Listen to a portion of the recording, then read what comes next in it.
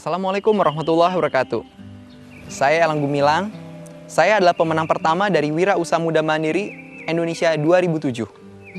Saya sekarang masih sebagai mahasiswa di IPB. Saya tercatat sebagai mahasiswa di Fakultas Ekonomi Manajemen Institut Pertanian Bogor angkatan 2003. Namun bedanya saya dengan Anda, saya saat ini meskipun sebagai mahasiswa, saya pun berstatus sebagai pengusaha muda, yaitu pengusaha di bidang developer perumahan sehat sederhana. Alhamdulillah saat ini telah memiliki 5 perumahan yang semuanya berdomisili Kota Bogor. Ceritanya sangat panjang sekali sampai akhirnya saya ditakdirkan menjadi seorang pengusaha di bidang properti. Orang pasti berpikir, masih muda tapi telah berbisnis properti yang omsetnya alhamdulillah miliaran rupiah. Pasti masalah pertama itu ada masalah permodalan. Memang awal mulanya saya adalah masalah permodalan. Karena terus terang, proyek pertama yang saya kerjakan itu nilainya 17 miliar. Sedangkan butuh modal untuk pembebasan lahan saja itu nilainya sekitar 1,6 miliar. Dari mana uang sebanyak itu? Sedangkan saya untuk bayar SPP, untuk masalah sehari-hari operasional, itu sudah mulai dari diri sendiri. Tapi ternyata ada trik. Trik yang pertama yang saya lakukan adalah investor terdekat kita itu bukan orang-orang lain, tapi adalah rekan-rekan bisnis kita sendiri, teman-teman kita sendiri. Jadi kalau kita ingin mencari investor, kita ingin mencari kepercayaan, gak usah jauh-jauh. Itu adalah teman-teman kita. Tapi bagaimana kita membangun suatu kredibilitas? Saya join dengan seseorang yang memiliki rekening koran 1 miliar per bulan. Saya memang memancing dana besar itu dengan cara saya mencari rekening koran yang besar sekali, seorang yang memiliki rekening koran miliaran per bulannya, dan saya mengambil dana KTA, kredit tanpa agunan. Dan alhamdulillah saat itu saya berhasil mendapatkan modal pertama 150 juta. Itu didapat bukan untuk take over proyek, bukan untuk membeli lahan, tapi itu hanya untuk memancing bagaimana saya bisa meminjam jaminan untuk bisa masuk ke dunia perbankan saat itu.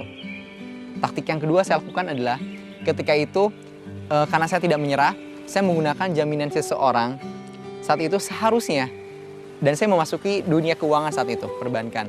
Seharusnya hari Selasa itu saya cair dana saya senilai sekian miliar, ternyata hari Selasa sebelum hari Kamis tersebut, orang yang memiliki jaminannya meninggal dunia.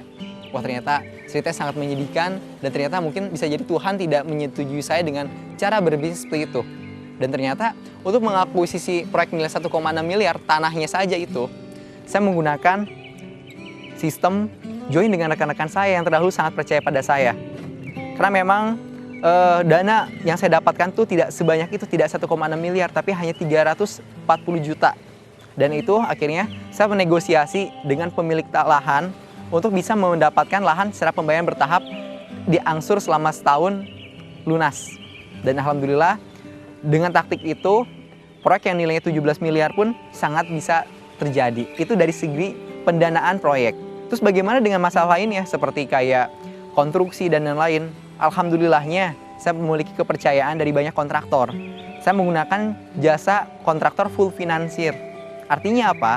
Saya baru bisa membayar mereka itu ketika memang rumah yang saya bangun itu sudah akad kredit dari bank.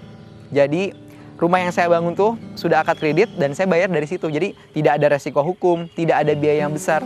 Sehingga pengembalian saya pun kepada investor saya alhamdulillah banget. Dari nilai modalnya sekian, pengembalian sangat luar biasa karena memang berusaha meminimalisir cost dan juga berusaha menekan semua biaya-biaya sehingga akhirnya returnnya atau keuntungannya sangat tinggi sekali. Itu dari sisi konstruksi. Terus bagaimana dengan pengetahuan dasar? Bukankah developer itu ilmu yang sangat padat? Mulai dari konstruksi, hukum, perbankan, marketing, statistika, dan lain-lain. Itu memang tidak gampang. Nah, saya memiliki banyak guru. Dari guru-guru tadi, memang salah satu dasar seorang anak muda, kita jangan memiliki rasa sombong.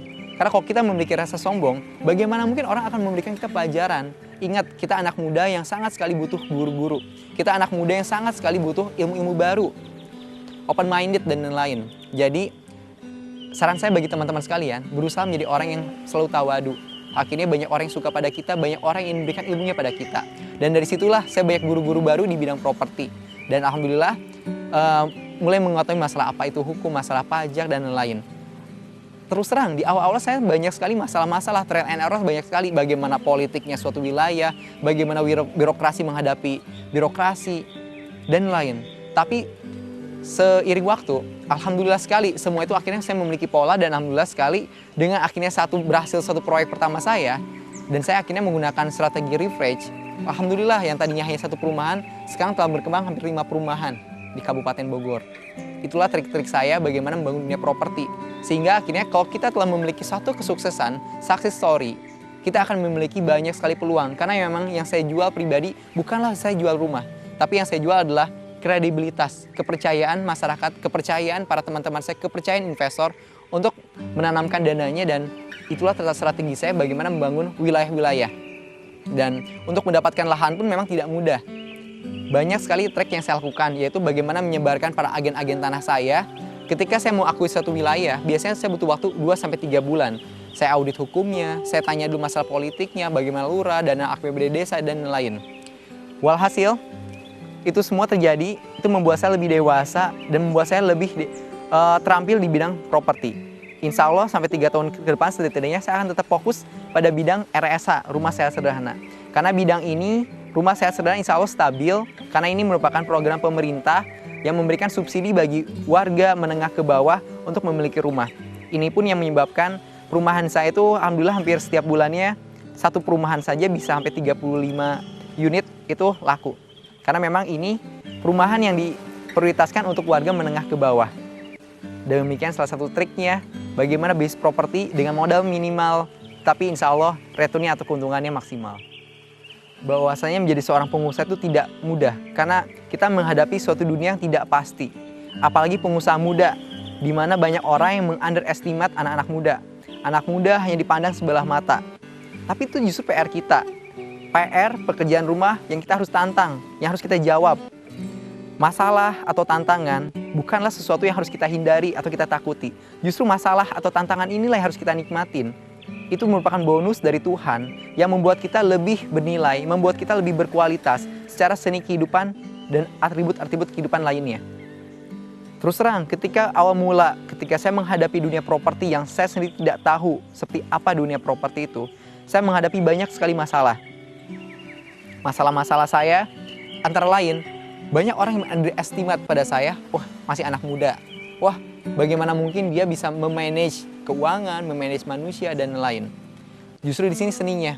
Ketika saya memulai bisnis untuk menegosiasi lahan, terkadang saya langsung untuk menghadapi para pemilik lahan. Saya biasanya memiliki orang-orang tertentu yang memang lebih senior, orang lebih tua untuk menghadapi para pemilik lahan. Ketika mau membuat decision maker, barulah saya datang untuk bertemu dengan si pemilik lahan, sehingga akhirnya tanah tersebut telah ternegosiasi dengan baik. Masalah-masalah ini pun banyak, masalah birokrasi, yang terkadang-kadang masalah perpajakan, masalah hukum-hukum, dan lain. Tapi semua masalah-masalah itu alhamdulillah bisa dinikmatin. Karena memang kita positive thinking, bahwasanya masalah itu harus kita nikmatin, karena itu membuat kita lebih dewasa dan lebih terlatih. Dari bisnis-bisnis tersebut, membuat saya lebih terlatih sebagai seorang developer. Mungkin itu salah satu keluhan saya atau curhat saya sebagai seorang pengusaha muda. Karena terkadang pengusaha muda itu banyak di-underestimate kan sebagai, wah masih muda lah, masih belum berilmu, dan lain. Justru itu tantangannya membuat kita harus lebih terlatih dan lebih berilmu lagi.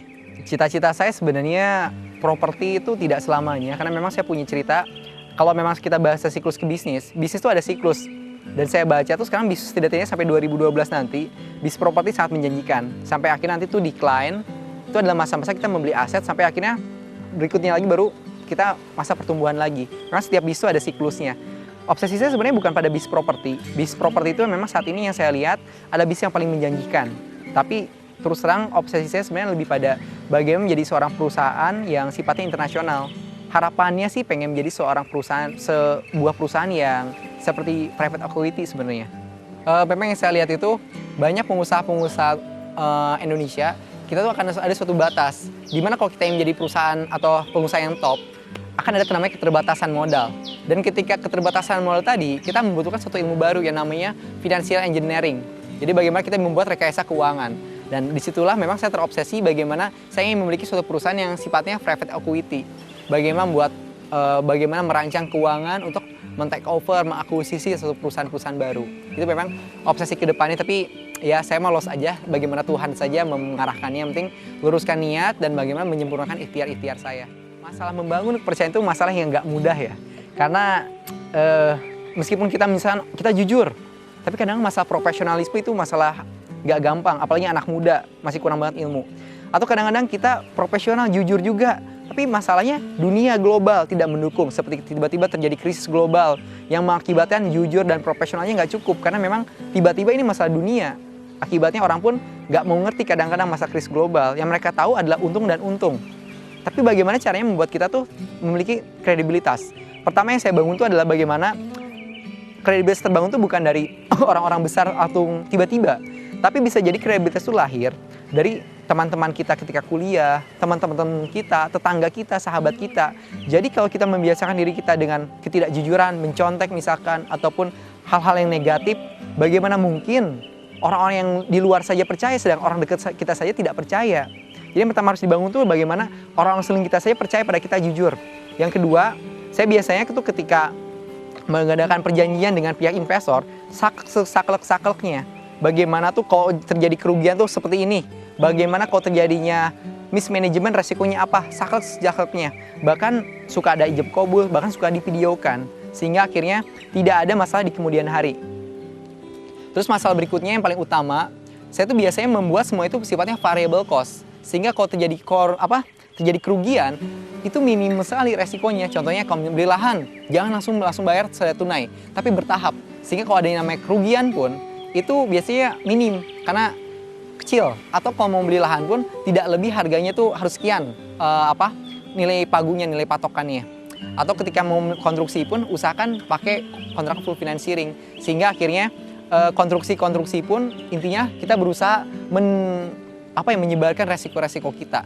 Tapi dari itu semua yang paling utama ada satu, yaitu doa kepada Tuhan. Karena yang paling utama, sehebat apapun kita, sejujur apapun kita, seprofesional apapun kita, Tuhan tetap yang menentukan segala sesuatu. Makanya saya harus mengutip satu doanya Nabi Muhammad SAW. Ada salah satu doa, segitupun seorang nabi yang bergelar alamin, beliau memiliki suatu doa, salah satunya untuk kutipannya, semoga aku dapat memenuhi amanah kepada Engkau ya Allah dan kepada manusia. Artinya minta doa segitu, seorang nabi saja minta doa kepada Tuhan, kepada Allah untuk terus bisa amanah kepada manusia dan kepada Tuhan, kepada Allah. Jadi memang doa itu ada sesuatu yang memang jangan sampai kita lupakan. Kalau saran saya, bagi teman-teman yang memang ingin memulai merintis usaha, bagaimana mungkin anak muda masuk perbankan? Terus terang, ketika saya dulu menjadi seorang pengusaha minyak goreng, apa yang dikatakan oleh suatu lembaga keuangan? Saya lebih baik memberi modal ke tukang gorengan daripada kamu mahasiswa. Mahasiswa itu nggak bisa dipercaya. Waduh. Sampai akhirnya yang memberikan modal saya itu adalah ibunya teman saya yang baru di PHK. Waktu itu nggak besar modal saya menjadi tukang minyak goreng, 10 juta rupiah.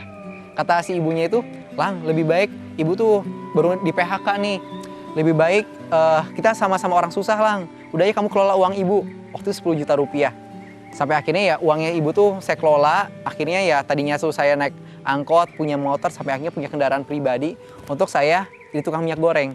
Jadi kalau saran saya ada beberapa trik yang teman-teman mahasiswa lakukan. Pertama, memang kalau mungkin saya akan menjelaskan secara teori ya. Jadi strategi pendanaan itu ada dua, internal maupun eksternal. Internalnya bisa jadi modal pribadi, itu secara modal pribadi, bisa kedua dengan hutang ataupun dengan saham. Saham itu yang dimaksud saham perusahaan. Kita membangun suatu perusahaan bersama. Atau dengan strategi subordinasi. Atau strategi berikutnya adalah patungan. Jadi kalau teman-teman nggak punya modal tapi yang punya bisnis, patunganlah dengan teman-teman. Jadi jangan sampai kita tuh idealis harus sendiri. Akibatnya kita nggak mau berbagi dengan teman-teman. Akibatnya kita bakal kacau sendiri. Karena sekalinya gagal, sekalinya down, kita bakal putus harapan. Strategi berikutnya kalau secara eksternal, itu kita bisa manfaatkan investasi jangka pendek